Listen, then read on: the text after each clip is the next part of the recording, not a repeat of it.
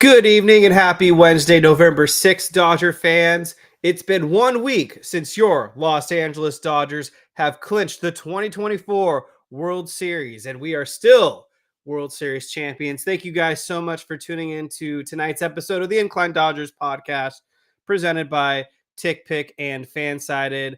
Kevin Klein rolling solo this evening, but we've got plenty of Dodgers updates, a little bit of some roster updates. Brandon Gomes spoke to MLB Network earlier, hinted at some ideas that we should look forward to for the Dodgers for the upcoming 2025 season, as well as some new rumors and just more steam behind some other rumors that you guys have probably already heard by now.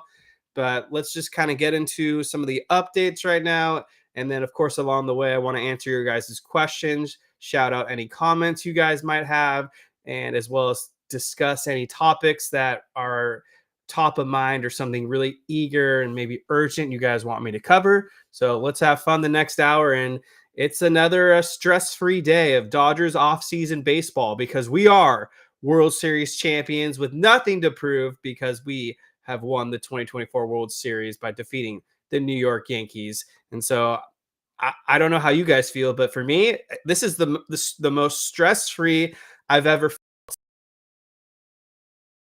in the month of November, knowing that we proved that we are legitimate. We can get the 162 game season. And now it's just all about reloading and retooling, bringing back some key guys that were essential in the World Series and postseason run, as well as addressing some areas of weaknesses that still exist on the team and try to make it another run and run it back for 2025 and just have fun along the way. So let's get into some of the updates, and then I'll give you guys some shout outs in all of that. But first off, this is like the little appetizer. It's been reported that Dodgers first base coach Clayton McCullough is on the verge of becoming the new manager of the Miami Marlins. There are some other candidates in the mix, but I've seen Clayton McCullough's name thrown out there a few times, and it seems like he is the front runner right now for being the next manager of the Miami Marlins. This is not a big loss for the Dodgers if McCullough is to get the Miami Marlins job. I'm sure behind the scenes, he's been a very big movement in the Dodgers' success. McCullough's been with the Dodgers as their first baseman coach since 2021. But if you get an opportunity to become a major league manager, then tip of the cap, wishing the best of luck to Clayton. He's definitely earned it. Now, the Miami Marlins is not really a sexy job by any means. The Marlins have no intentions of really competing whatsoever, and I would not be shocked if they move some key guys, especially in the rotation this offseason. And who knows, maybe the Dodgers and Marlins will be trade partners at one point during the winter meetings, which is next month. The Marlins certainly have some pitchers that I could see on the Dodgers being very helpful and impactful arms, but no word yet if anyone on the Marlins is going to be available. Just spitballing here, but yeah, the Marlins aren't going anywhere. This is more like a babysitter role, if anything, but that's the first little bit of news. Secondly, Clayton Kershaw has opted out of his contract for 2025. Now, the expectation is because Kershaw said it himself, he has every bit of intention to come back for the Dodgers and be in the rotation for 2025. He wants to retire a Los Angeles Dodger. He's been very transparent and open about all this. So my guess is that Kershaw's opting out right now to give the Dodgers some more roster flexibility. Their 40-man roster is already getting a little bit crowded, but with Kershaw opting out, they now have 38 guys currently active on the 40-man roster. So that gives them 2 spots to add guys, whether it's re-signing them or via free agency. And who knows if Kershaw's even going to be healthy to begin the 2025 season. I would not be surprised whatsoever if Kershaw starts the season on the 60-day IL potentially, as he is recovering from not only toe surgery, but also a meniscus surgery in his knee. So that's 2 bits of surgeries Kershaw is recovering from. And I've said it before, the Dodgers don't need Clayton Kershaw in April, May, or maybe even June. They need a healthy and fresh Kershaw, more so in the second half. They can give some guys some breaks, even some phantom ILs if you want to go that far. And then you insert Kershaw into the rotation and you see what you get out of him. And hopefully he can be a contributor for the Dodgers in the postseason if he's looking right. But I like the idea and the mindset here. Kershaw will probably restructure his contract to be even more team friendly. Maybe they load it with incentives. But yeah, the Dodgers are certainly having a favor done right now by Clayton Kershaw, by him opting out and giving him that roster spot. Makes it easier and potentially saves a guy's job from having to be DFA'd or traded, because it's gonna get cut. There are gonna be some cuts, and there's gonna be some tough decisions that the front office is gonna have to make. They've got some guys that are gonna start the season on the 60-day IL in addition to all that, but they can't be moved to the 60-day IL until closer to spring training, which kind of hampers the Dodgers right now if they're trying to load up on arms and try to fill out that 40-man roster. Next up, Shohei Ohtani. We got word from the Los Angeles Dodgers just the other day. He underwent successful surgery on a labrum tear in his left shoulder. So his left shoulder is obviously not his throwing arm. We kind of speculated that something was off with Shohei Ohtani when he injured himself on the slide to second base in the World Series at the near end of Game 2. You could just tell, even though he was hitting the ball hard at times, it was not the same Shohei Ohtani. He wasn't able to get all the home runs and the extra base hits, and he wasn't as sharp with the bat like he looked in the first 2 rounds. He definitely was whiffing at a higher clip and wasn't able to catch up to the high heat that some of these pitchers like a Garrett Cole was throwing at Shohei Ohtani. So he underwent surgery. The expectations right now with Shohei Ohtani, he should be ready by opening day, have a full spring training and all of that. They don't expect this to be any impact to Ohtani's offensive side of the plate and ball. However, in terms of pitching, it does seem like this is going to set Shohei Ohtani back just a little bit. The word now is that Shohei Ohtani is not expected to pitch in Tokyo, which means he wouldn't be ready for opening day, which is kind of a bummer because I'm sure we all wanted to see Shohei Ohtani take the ball, take the mound, and pitch in his native country of Japan to start the season. And that would have been very awesome to see Shohei Ohtani start a game, even potentially against his country mate Shota Imanaga in Japan, Tokyo. But that appears to be a dream that is dead. Hopefully everything is smooth and Shohei Ohtani's able to get his work up and be ready as a go to be the Dodgers starting designated hitter for opening day in Japan, because that would be absolutely devastating if we don't get to see Shohei Ohtani wearing a Los Angeles Dodgers uniform as a reigning World Series champion and soon to be first-time National League MVP playing in his home country of Japan. So let's just hope everything works out for Shohei. But yeah, underwent the shoulder surgery, and the expectation is that he should be okay. So thank you guys for tuning in. I want to make sure I get to some of your guys' questions right now. If you have not hit that like button, please hit the like button. It will do the show a big favor. All those likes definitely go a long way. And so let's get to some of your guys' comments and questions. What's up, Craig Osterberg? BC, thank you for rolling in. Alfonso Lucio, thank you so much for tuning in as well. Carol S., do you think Gavin Lux will get traded?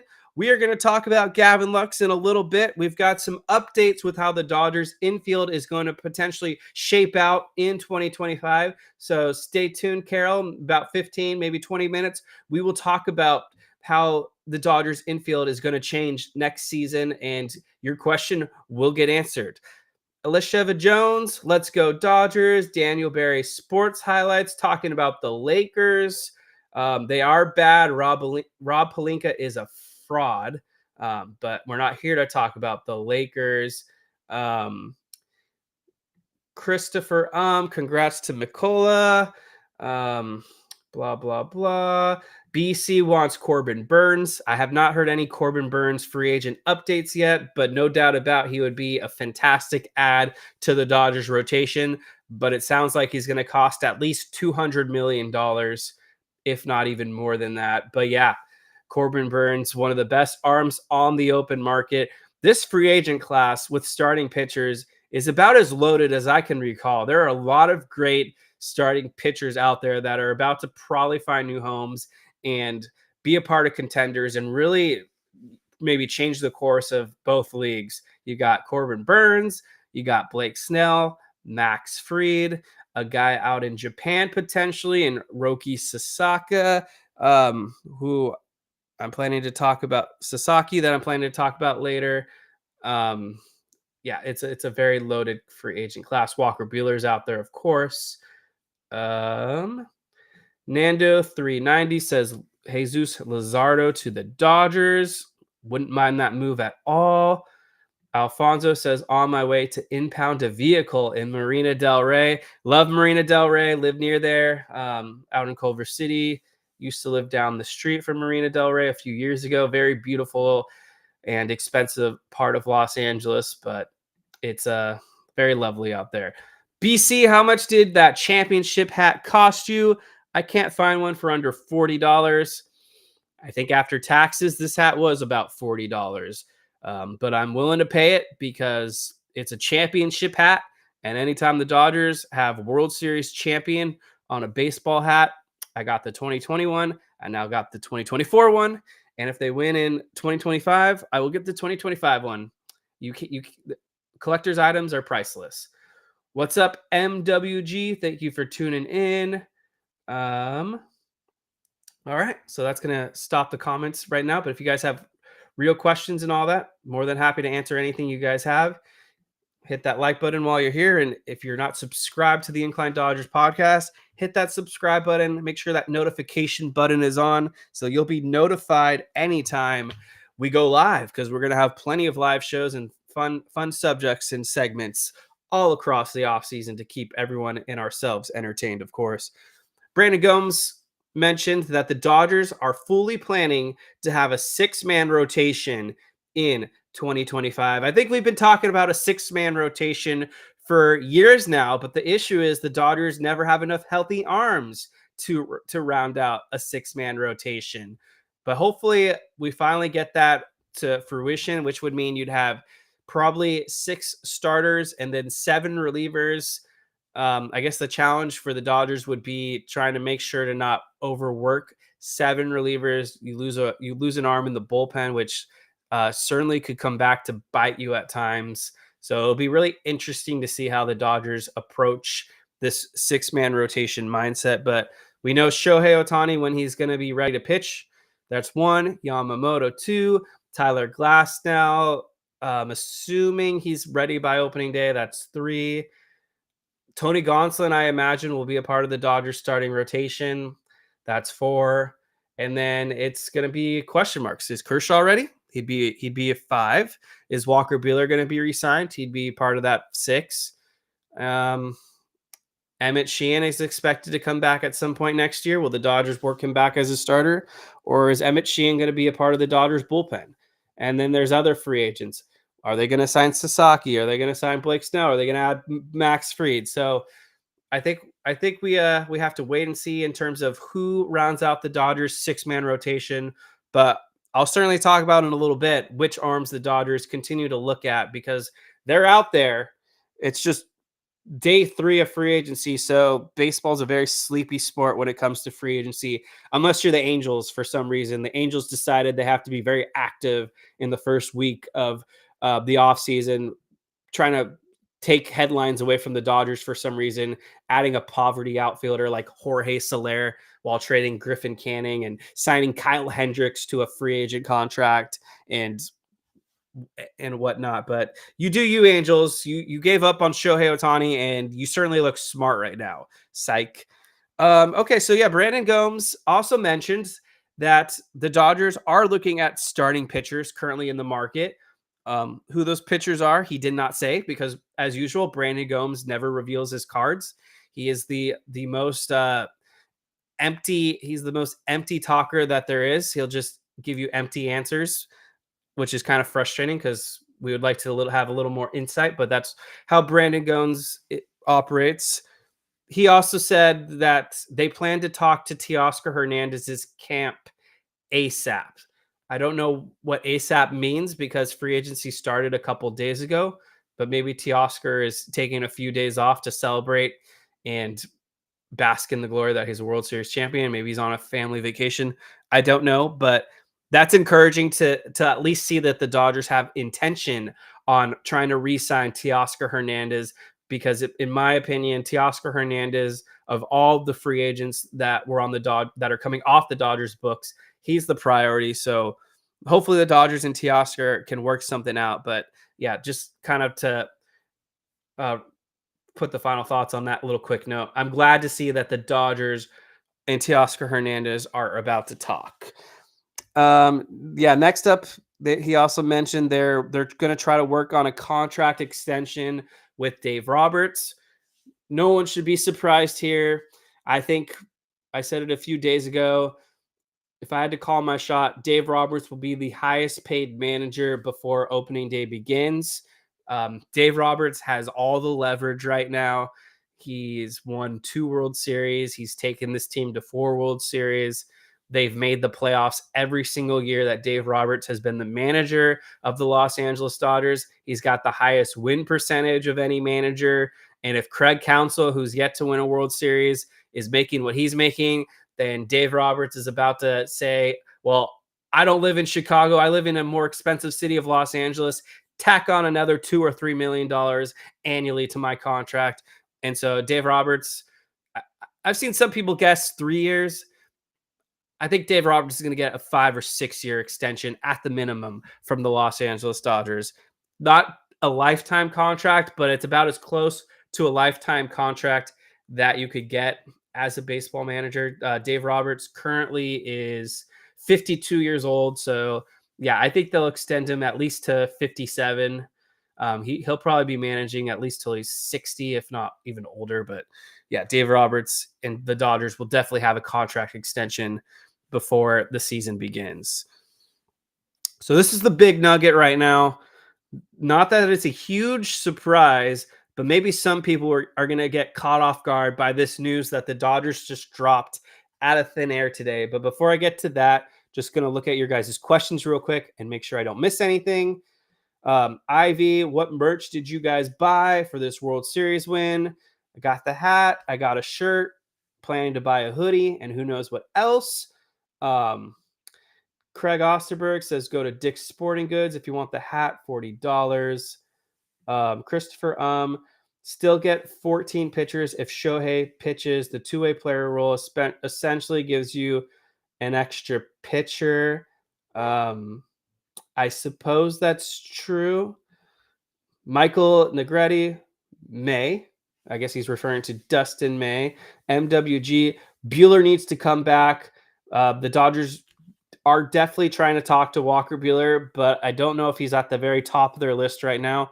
There are a few big names that the Dodgers are linked to, and I think unfortunately for Walker Buehler, they'd be more than happy to prioritize these names over him, and he might be the fallback plan. And I also think they're kind of waiting to see what Walker Buehler's asking price is, because the Dodgers aren't just going to hand out a blank check to Walker Buehler and his agent. It's going to have to be within the Dodgers' price.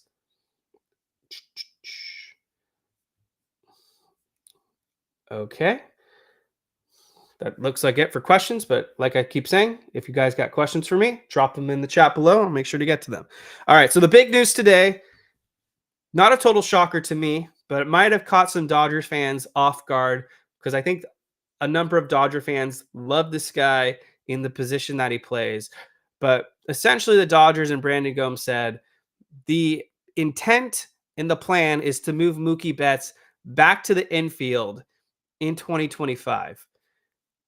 To some, this might be a shock because Mookie Betts is an amazing right fielder. When he's on his game, he's arguably the best defensive right fielder in the sport.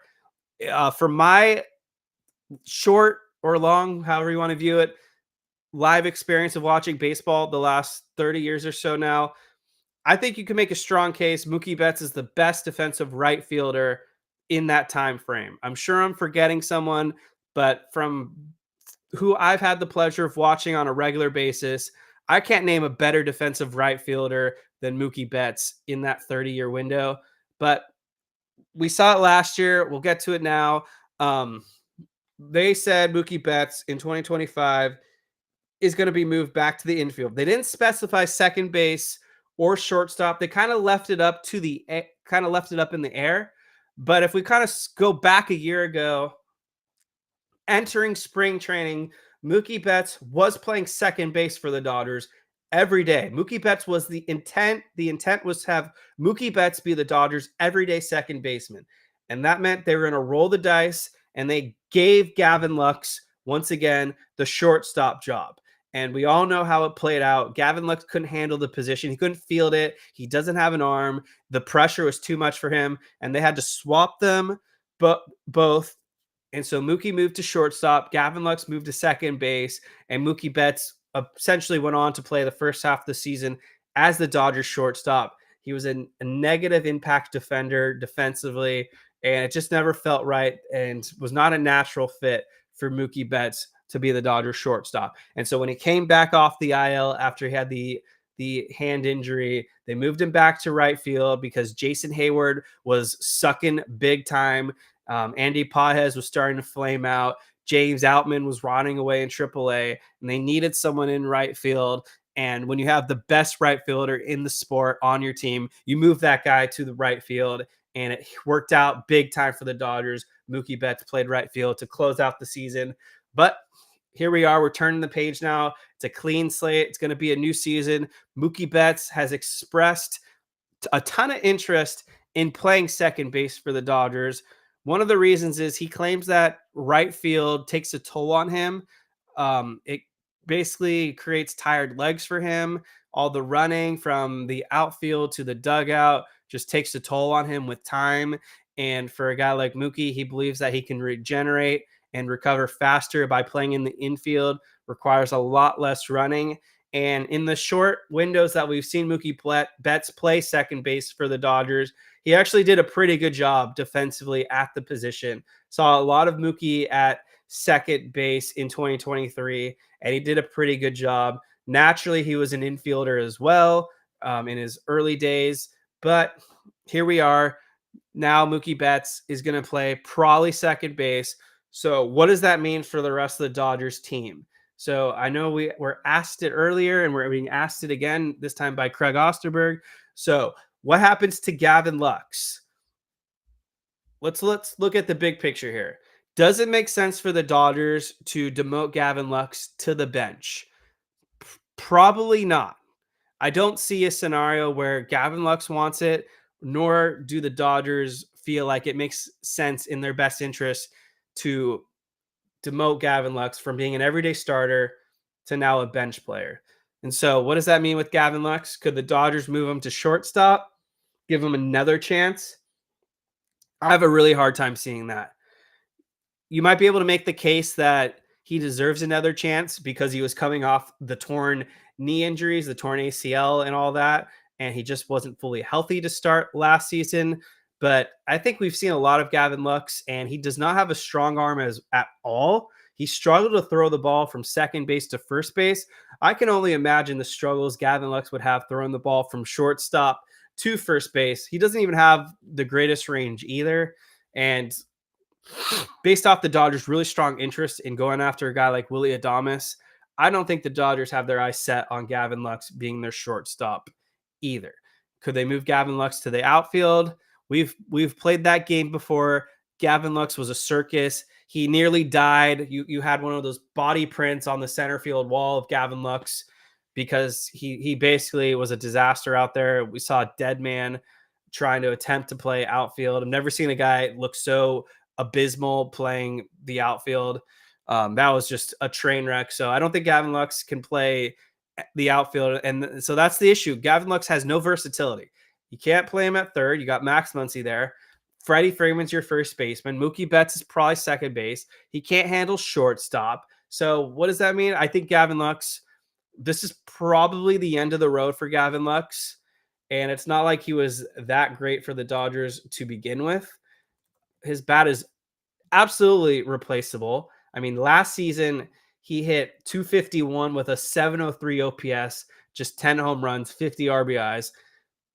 He used to be a very fast runner. I think that got lost with the knee injuries. He only had 5 stolen bases last season. And so Gavin Lux is about to become a trade chip, if I had to guess. In terms of what trade possibilities they have with Gavin Lux, not entirely sure. I posted a couple potential trade opportunities for the Dodgers if they want to go down these rabbit holes. I believe the Seattle Mariners are going to move a starting pitcher this offseason. Whether it's Luis Castillo or a Logan Gilbert, I think one of these arms are going to get traded. And I think the Seattle Mariners are looking for some offense. And I could definitely see a scenario where Gavin Lux is a part of a bigger package and gets shipped to Seattle for one of those starters. I would love to have Logan Gilbert pitching in the Dodgers rotation. Another possibility, because this team is about to completely tear it down and just rebuild. And what better place to have a controllable, cheap bat in your lineup than the St. Louis Cardinals, another team that I feel like is about to completely tear it down. They're going to let Paul Goldschmidt walk in free agency.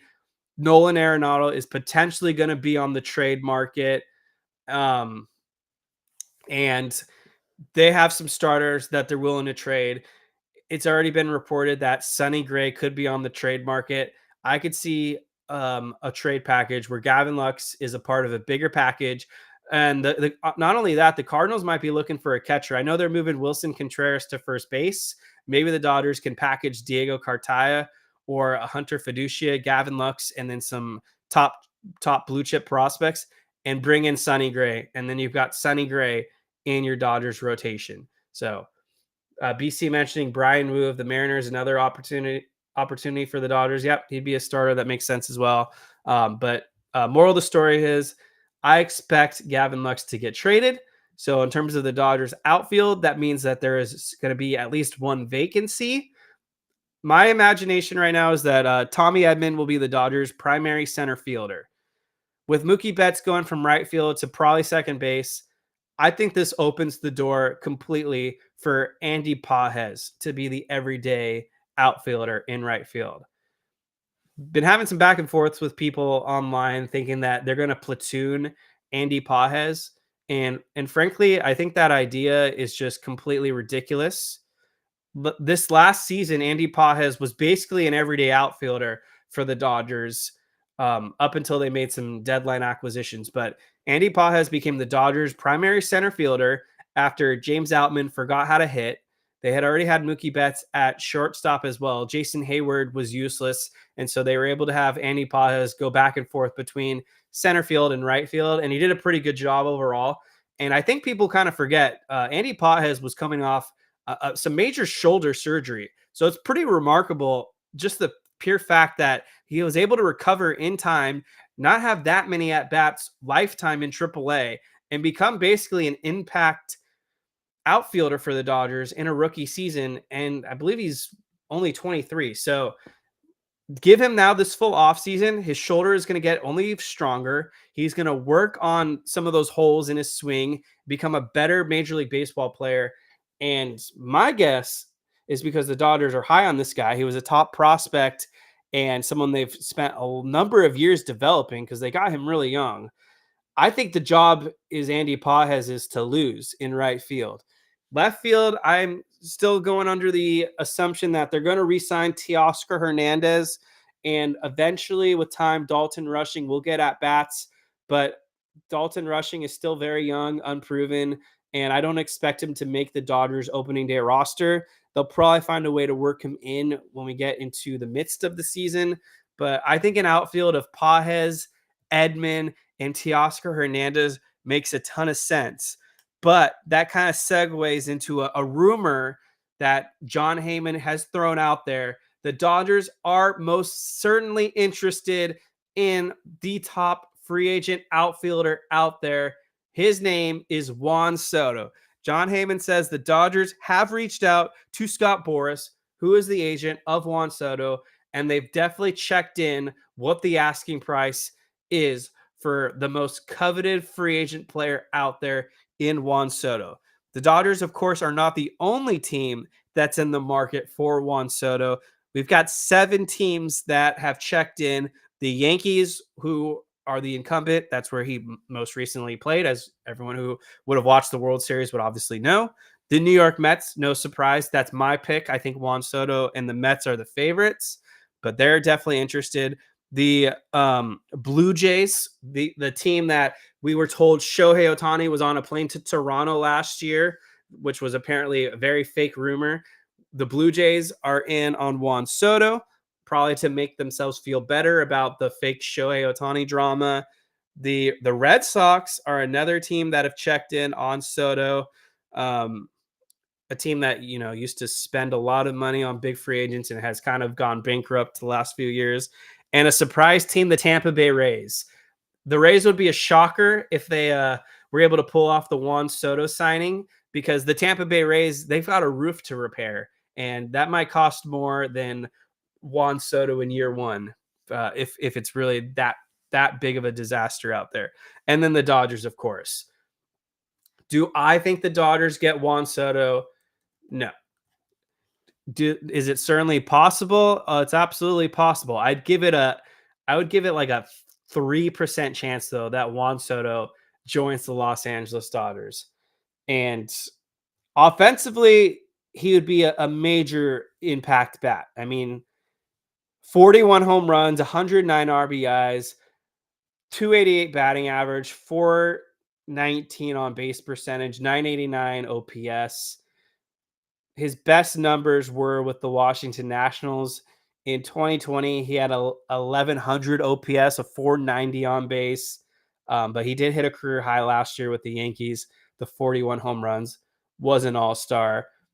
Defensively, though, Juan Soto is a liability out there. And we saw it in the World Series firsthand. He's a pretty lazy defender out there. Not only that, he has a pretty weak arm. His outs above average last season was a -5. Although they are saying he had a pretty good arm strength. No, arm value. I don't get the contradiction here. So he has a good arm value, but somehow has poor arm strength. But needless to say, Juan Soto is not a good defensive outfielder. Is he better than Teoscar Hernandez? Sure. He might be better than Teoscar Hernandez defensively. But I think Juan Soto, at a minimum, is going to sign for $600 million, if not more. I think might have been Bob Nightingale throughout. He might sign for $700 million. And I have a hard time seeing the Dodgers paying $700 million to a guy that's just going to be a bat, probably will ultimately become a DH, because his defense just is not the best. Yeah, in the outfield last season, he had a 0 defensive run save, but a -7 plus minus run save. So yeah, negative defender overall. But let me know how you guys feel about Juan Soto. Do you want the Dodgers to sign Juan Soto? Are you all in on the Dodgers going for this guy?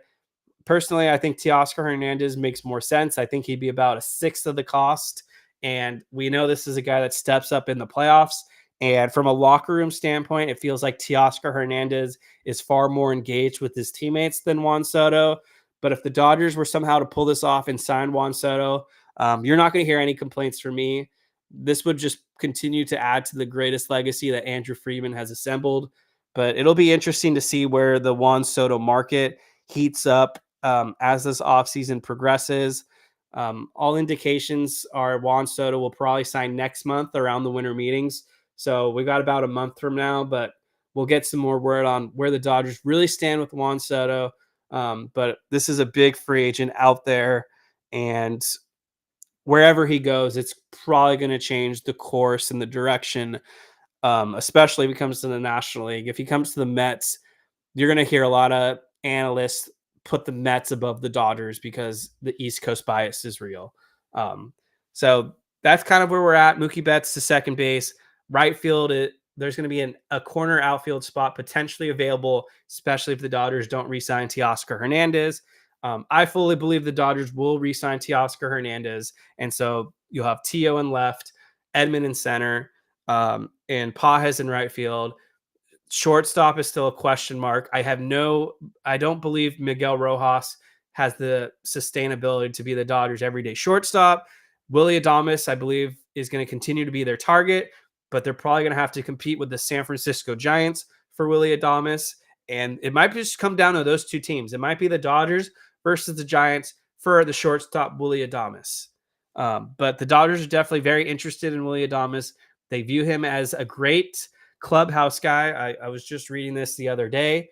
They really love Willy Adames' character. They feel like he'd be a great guy to add to the clubhouse, and they love his work ethic.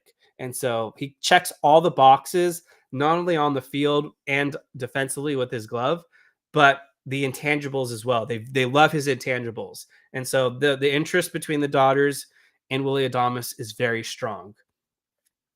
Appreciate everyone watching. This is very fun. I want to make sure I get to your guys' questions. So I'm going to look through the chat in just a second. If you haven't hit that like button yet, please hit the like button.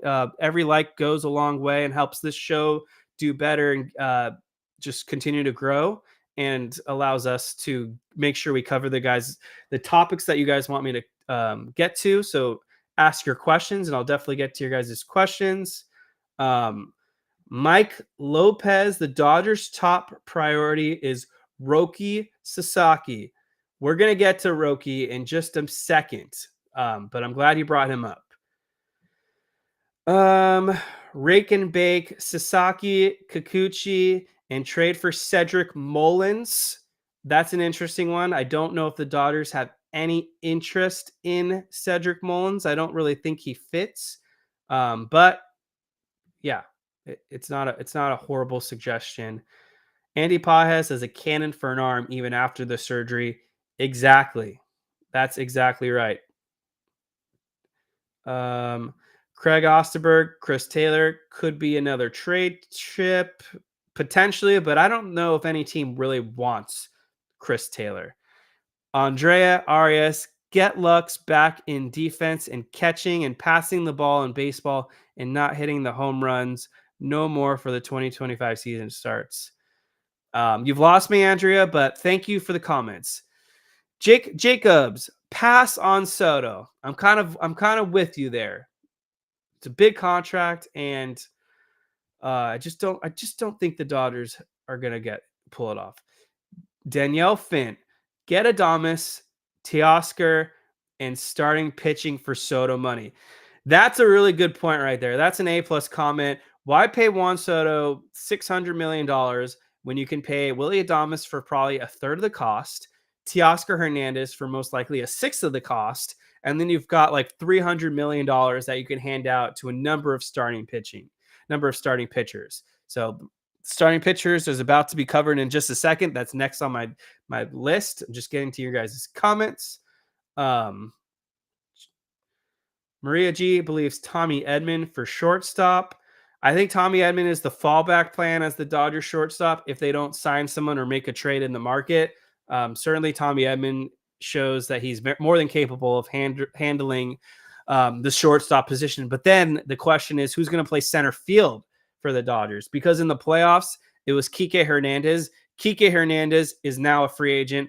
Not only that, Kike Hernandez is not going to be an everyday starter in the regular season. He's more of a playoff guy. And so then the Dodgers would have to find a center fielder. And it's not the greatest market out there if you're looking for a center fielder.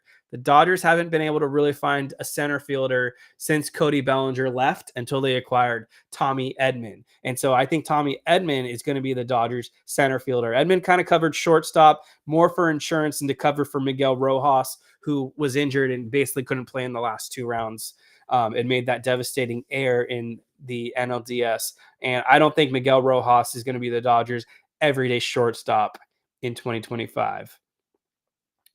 Maria G believes Max Fried is so a Dodger. The Dodgers certainly have interest in Max Fried, and on the flip side, Max Fried has interest in becoming a Dodger, but we'll see. We will see on that. Will they re-sign Kike Hernandez? Yes, they will re-sign Kike Hernandez. I would be quite surprised if they don't. Okay, so this will be we'll get to your question, and then let's move on. So, Ivy, what is happening to James Outman in 2025? It's a really tough question because I have no clue. James Outman won the center fielder job for 2023. There was obviously full motion that James Outman was going to be the Dodgers center fielder in 2024. And then James Outman had just an awful season. He struck out like crazy. He really couldn't put the ball in play at all. He hit 147 with a 521 OPS, only 4 home runs in 136 at bats. So Outman really struggled for the Dodgers last season. Now they might say, let's give him another shot in spring training. And if he doesn't work out, then they decide to move on. I think we'll get a better idea of what their intent is with James Outman once we start to see what some of their moves are. But James Outman certainly isn't a lock by any means to be a Dodger in 2025. You could probably find a team out there that wants to take a chance on James Outman and add him to their outfield. So if the Dodgers feel like they can get something from Outman, he could be a goner. You can't really platoon Outman either because you're going to mostly see right-handed pitching anyways. So I don't agree, or I don't foresee a scenario where James Outman and Andy Pages are a platoon duo in 2025. Andy Pages is going to be the better bat at this point than James Outman. And even this most recent season, James Outman couldn't handle anything. Outman was not great, but he was serviceable against right-handed pitching. I think his WRC plus was like 80 or something. But again, he was a rookie. He's going to get a lot better.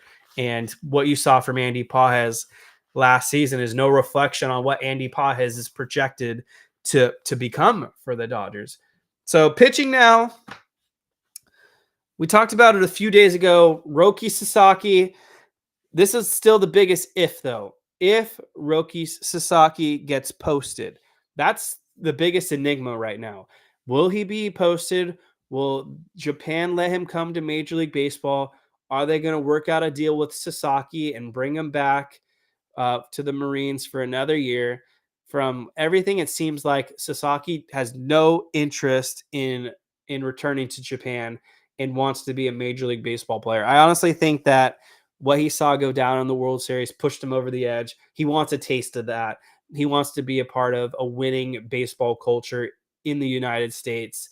And when he was on the World Baseball Classic team in 2023, he dominated with Shohei Ohtani, Yoshinobu Yamamoto, and all the other guys, Lars Nootbaar, if you want to throw him in the mix.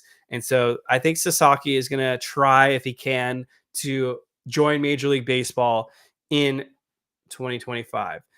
This is where it gets really interesting, though. I've never heard so much confidence in, especially an international player, joining the Los Angeles Dodgers, let alone just a potential free agent to begin with. I know that Shohei Ohtani, a lot of people were pretty confident in him joining the Dodgers, but there was still definitely some question marks. And like I talked about a little bit ago, just posting real quick to the social media that we're live, get more people here.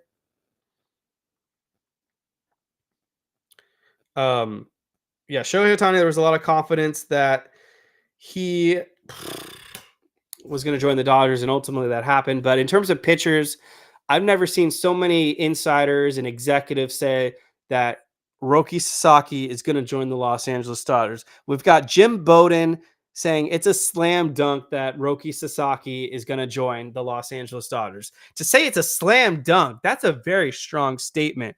You had Kylie McDaniel, who wrote just the other day saying that he is very confident Sasaki is going to get posted, and listed the Dodgers as basically heavy industry favorites. Ken Rosenthal in The Athletic, very similar words. They wrote that the Dodgers are very heavy favorites as well. And so basically all of Major League Baseball expects Roki Sasaki to be a Los Angeles Dodger the minute he's posted. And I mean, this would be fantastic to get this guy in a Los Angeles Dodgers uniform and add him to the rotation. I'm 130% on board. Some scouts have described Sasaki as the best international pitching prospect ever. I mean, Yoshinobu Yamamoto won a World Series in year one, and you've got people saying Sasaki is far and away better than Yamamoto. Then I am all in. Get Sasaki in a Los Angeles Dodgers uniform. I mean, the guy is just filthy. The arsenal that you see from this guy, he can throw over 100 miles per hour. He throws a very nasty splitter that is on par with what Kodai Senga throws. Some might say his splitter is even better because the whiff rate is just off the charts and nearly unhittable. The guy throws a slider as well. He continues to develop it. And apparently, Yu Darvish helped work with Sasaki to just develop a better slider. So he's added that to his pitch mix. And those are the key pitches that Sasaki throws, at least from a scouting perspective. But even in what was considered a down year for Sasaki, he had a 2.35 ERA in Japan, basically a one whip across 111 innings thrown. The year before, Sasaki had a 1.78 ERA across 91 innings thrown. The guy's numbers are just insane. So if Sasaki says he wants to be a Los Angeles Dodger, then you let Roki Sasaki become a Los Angeles Dodger. This would be the best. This would probably be far and away the best free agent signing of all the pitchers available if the Dodgers are able to land Sasaki. It'd be better than Max Fried. It'd be better than Blake Snell. It'd be better than Corbin Burns, I would argue. I think Roki Sasaki would be the best arm possible if the Dodgers are able to sign him. That's how confident I am in Roki Sasaki. If you ask me who I'd rather have, Corbin Burns, Blake Snell, Fried, name your pick, the answer is always going to be Roki Sasaki. That's how high I am. That's how high the industry is on this guy. And so if you're not too familiar with Sasaki, you'll get more familiar if he gets posted. So that's what we're waiting on. That's the big if. Will he get posted? If the answer is yes, then expect the Dodgers to be all in on this guy. And he shouldn't come at a crazy cost either. So it's just a wait and see with Sasaki. But yeah, this is definitely an arm you want to get very excited about. He would be a fantastic add to the Dodgers rotation. You add him to the trio now of Ohtani, Yamamoto, and Sasaki. You're talking about the greatest, easily the greatest international trio of all time. Now you're starting to look at the big realm of things. That pitching trio, and then you add the other guys like Glasnow and maybe Buehler if they re-sign him, Emmett Sheehan if he can come back and be healthy, Dustin May, Tony Gonsolin, I guess even Landon Knack. Point being, you're talking about potentially the greatest rotation of all time. I think Yamamoto at some point is going to win a Cy Young award. If Sasaki comes to Major League Baseball, he'll definitely win a Cy Young award, if not multiple. And then come postseason, good luck trying to get through all those guys. If they're healthy, this Dodgers rotation will be hard to get runs off of. So it's definitely a league-changing acquisition if the Dodgers can pull this off. Christopher, will the Dodgers be less likely to trade Joshua DePaula, Dalton Rushing, and Zaire Hope now that they won a championship? They need a young prospect to take the mantle from Freddie. Zaire Hope is rapidly climbing the prospect ranking charts, but he's still very young. But eventually he'll get called up in 2 or 3 years. And by then, the Dodgers will probably have some roster openings. Dalton Rushing, I still think the plan for him is to probably get some more reps in AAA. And if an injury happens or they see an opportunity to get Rushing some at-bats, they'll certainly call up Rushing. I think Rushing could potentially take over as the Dodgers' everyday first baseman when Freddie Freeman decides to hang it up. But in the meantime, the Dodgers certainly could give Rushing some opportunities to catch. I know Austin Barnes is still on the team, but I think Rushing serves a better purpose. So we'll see about that. And DePaula, he's still very young. I think he's still probably 2 years away. But certainly the Dodgers are going to look into the long-term future with him.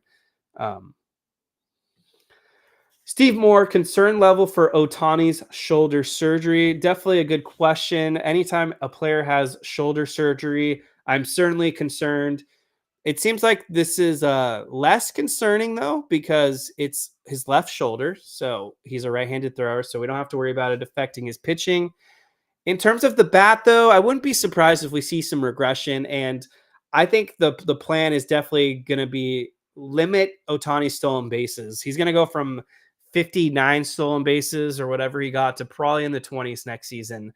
There's just too much risk here. And it was great what Ohtani did in 2024 for the Dodgers.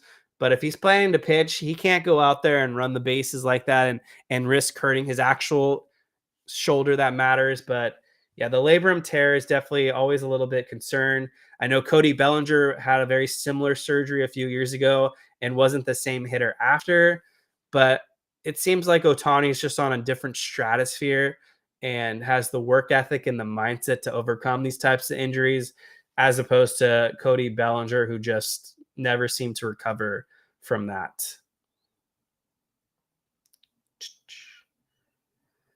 Just going through your questions. Let's see. Paul Charles, what's up, Paul? I think the Dodgers are going to get Willy Adames for shortstop, Teoscar in the outfield, and Roki. Paul, I'm pretty much on the same page with you. If I had to guess, I think that's kind of how the Dodgers offseason is going to look. I think they're going to get their shortstop. I think they'll re-sign Teoscar to play the corner outfield. And if Roki's available, they're going to want Roki. Rake and Bake says Cartaya is gone. I think he is definitely gone. BC, Freeman has 3 years left on his contract and thinks he'll easily goes at least 5 more years, if not more. I mean, Freddie Freeman at the end of the day is 35 years old. I don't know how many more great years we're going to get out of Freddie Freeman. Certainly could have 2 more strong years, but once he gets to age 37, 38, you're starting to get into some territory where age and history is not on your side. And so if Freddie Freeman still wants to play after his contract ends, doesn't make him a guarantee to retire with the Los Angeles Dodgers. But that's still down the road. We don't have to worry right now, but definitely a fair point to bring up. Yang Yi, if Dodgers get Sasaki, Dodgers will go with 6-man rotation for sure. What will the 6-man rotation look like next season? Ohtani, Yamamoto, Sasaki, Glasnow, Buehler if he's back, Kershaw if he's healthy. You mix and match guys like Tony Gonsolin, Dustin May if he's on the team. They could sign or trade for someone else that isn't even on the roster right now. Emmett Sheehan should come back at some point. Landon Knox on the team. Maybe Justin Robleski takes the next step and he's part of the Dodgers rotation. But they certainly got options here. We've already talked about Kike. I think he's definitely coming back. But yeah, this is definitely the part of the show now where I want to make sure if you guys have any burning questions, definitely get your guys' questions in there right now. Been almost going for an hour, so definitely want to be sensitive to everyone's time, my time. Got a newborn baby waiting for me out there still, so can't neglect everyone for too long, but definitely here to talk baseball and Dodgers baseball and the latest and all the updates for you guys. Smash that like button if you guys haven't hit that like button yet. Let's see. Yeah, so let's just get to the final talking points I wrote down. So not that anyone's surprised about this. Brandon Gomes said that the Dodgers are ready to go out there, put together another championship caliber team. So if anyone had any doubts about the Dodgers having the mindset of maybe phoning it in for 2025, that's definitely not the case at all. The Dodgers are going to continue to go out there, put it together a competitive roster. And I said it a few days ago, after they won in 2020, they were not complacent. They made trades. They traded to get Alex Vesia on the roster. If you forgot about that, they signed the most coveted free agent out there at the time in Trevor Bauer. And so even when the Dodgers win championships, they're not done. So this team definitely has all the intent to run it back and put together the most competitive roster out there, because they're making infinite amount of money. And so they have no reason to shortchange their fans.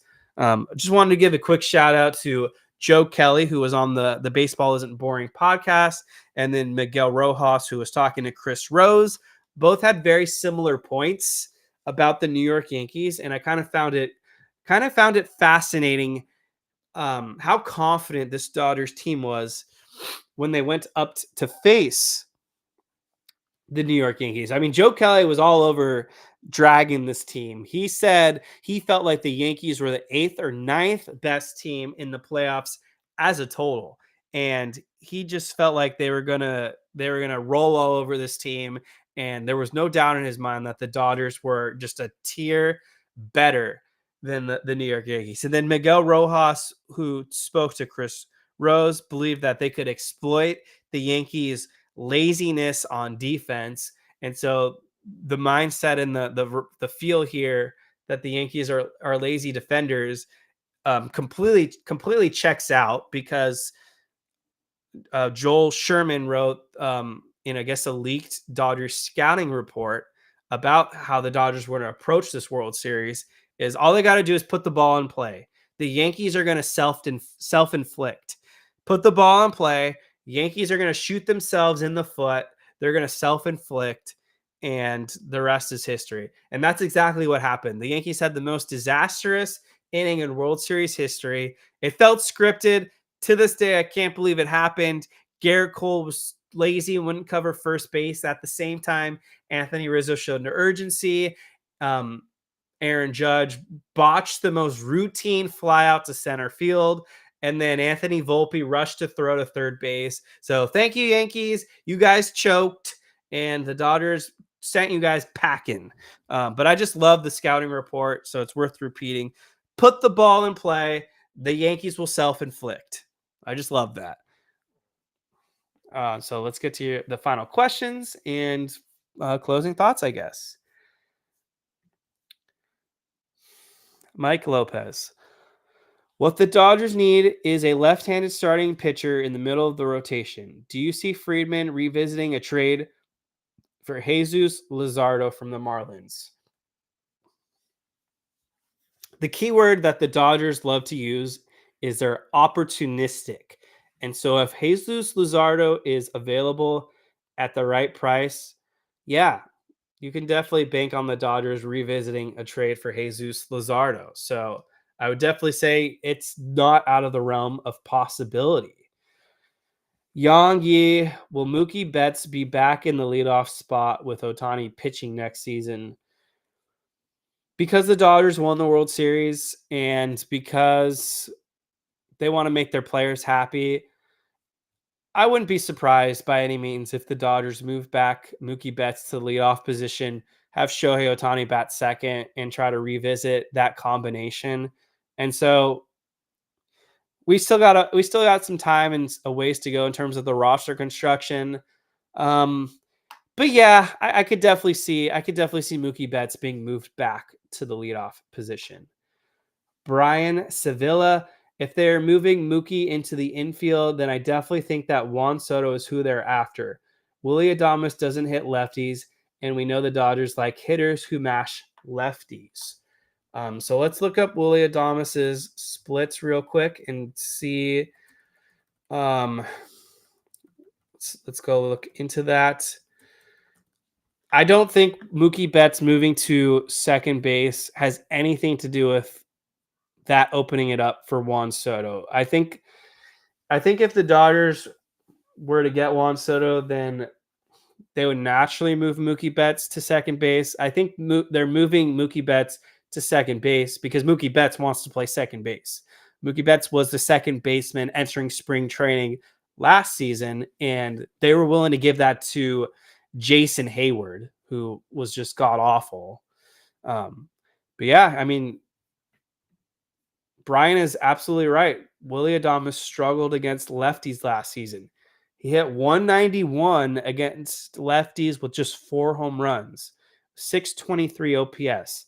So that's definitely interesting that Willy Adames is reverse splits, at least last season, against left-handed pitching. From a career perspective, Willy Adames is a 221 hitter against lefties. So that's definitely a very interesting point that Willy Adames is not a good hitter against left-handed pitching. Now, the good news for the Dodgers and Willy Adames is there's just far less left-handed pitchers out there. So it wouldn't be as big of an issue. Yang Yi, is Garrett Crochet still a possibility? Um, so the belief right now is that Garrett Crochet will get traded this offseason. The Dodgers aren't currently listed as a favorite to trade for Garrett Crochet. I know the Red Sox are a team that are highly linked to Garrett Crochet. I can't remember if it was the New York Mets who were the other team or someone different. But yeah, I mean, I think when the winter meetings start to roll around, we're going to hear more rumors about Garrett Crochet. But kind of like Chris Sale last season, I expect Crochet to get traded. Don't know if the Dodgers are going to be that team. I think a lot first hedges on, are the Dodgers signing Blake Snell or Max Fried? If the Dodgers are able to sign Blake Snell or Max Fried, then they don't need Garrett Crochet. But if they don't, if both those guys are just gone in free agency, then you can definitely count on the Dodgers being more in on Garrett Crochet. They were very close to pulling off a trade for Crochet last season. They made a very strong offer to the White Sox. It just didn't work out. How's fatherhood so far coming from Maria G? That could be another hour podcast, but fatherhood it's going well so far. It's going well. Tiring, but it's going well. And that looks like it for your guys' questions. So appreciate everyone tuning in. Another episode of the Incline Dodgers podcast in the books. Next time you hear from us should be in a few more days. Hopefully we got new rumors to report. I don't think anything has broke in the last hour since I've gone live. But just to quickly recap, the Dodgers are definitely exploring opportunities right now, and it's an exciting time. The Dodgers have full intent to compete next season.